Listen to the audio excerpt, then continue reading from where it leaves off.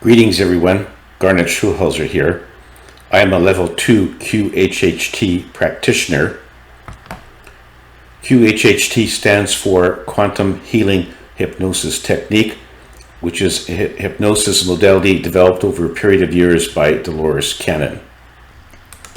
In a QHHT session, the client is induced into a very deep hypnotic trance known as the theta level. In the first part of a trance, the client is regressed to one or more past lives, and then contact is made with the client's higher self, and the higher self will answer the questions the client has brought with them to the session. If you'd like more detailed information about a QHHT session and what it might do for you, please visit my website, which is Garnet Schulhauser, QHHT.com. Now, before I get into the serious topic of today, I'd like to relay a funny story that I heard recently about a deathbed confession. So it seems that a man was lying on his deathbed and his wife was beside him keeping vigil. The man then says to his wife, "Dear, I have something to confess to you." "Shh," she says, "not now." He says, but I have to tell you that I cheated on you." She says, "Yes, I know." And he says, "I've got to clear my conscience before I die." "Shh," she says, stay quiet, lay back, and let the poison work." Now, the more serious topic for today deals with the past life one of my QHHT clients experienced during a session. Now, as I mentioned, the first part is a past life regression, and it actually can be a past life, it could be a parallel life, it could be a future life. We never know where the client is going. The client is directed to one of these lives by their higher self, and there's usually some connection with that past life to the client's current life, something that makes sense to them that helps them in their current journey. Now, it might be in the past life that there was someone important in that past life who's also an important player in the client's current life, and oftentimes it's very good for the client to make that connection between what happened in the past life and what's happening in the current life with that particular person.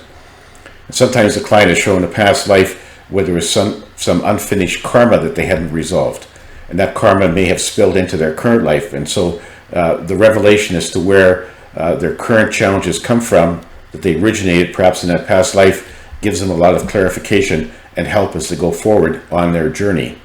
Most of the past lives are as humans on planet Earth, but sometimes it could be as an alien life form on another planet. We never know exactly where the client's going, but it's always very interesting and gratifying for the client to have a glimpse into one of their past lives. Now, when the client is in a past life, they are actually reliving parts of that past life. And so at times they can become very emotional. It's quite common for my clients when they're in a past life to have tears streaming down their cheeks because of what they're witnessing in that past life. And it could be tears of grief because someone close to them has passed away, or it could be tears of joy because it's their wedding day or the birth of a child. So being emotional in one of these past life regressions is really quite common. Now, today I'll tell you about a past life one of my clients experienced, which was somewhat disturbing, which does occasionally happen. In this case, a young lady named Marnie, which isn't her real name, went into a deep trance, and when she came off of the cloud, she found herself standing in front of a modest 2-story house with a white picket fence out front.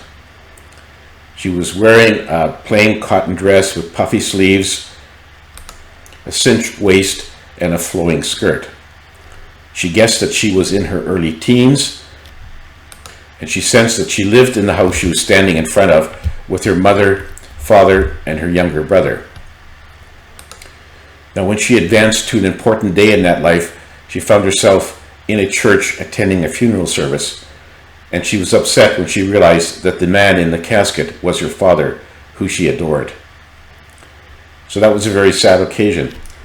But then when she moved to another important day, she was witnessing the marriage ceremony of her mother with her new husband, Paul.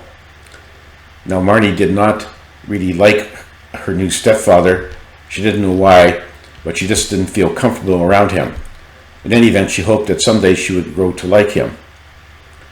In the next scene, Marty suddenly became very, very emotional. She was writhing around on the bed and screaming, "No, no, no," over and again as the tears were streaming down her cheeks. I immediately tried to calm her down by telling her she could watch as an observer. So she did calm down, and then she proceeded to describe what was happening in great detail. It seemed that she was laying in her bed and some noise made her wake up.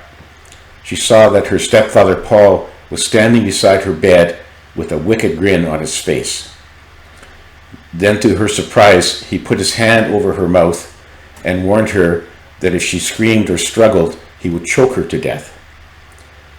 Then, without any further warning, he ripped her nightgown off to expose her naked body. He then got on the bed and raped her over and over. When he had finished, he told Marty that she should not tell anyone about what happened, and if she did, he would kill her and her younger brother. So because she was so frightened of her stepfather Paul, she did not tell her mother about it. But she just couldn't live in that house any longer with her stepfather, so a few days later she ran away from home and never returned until years later when her stepfather Paul had passed away.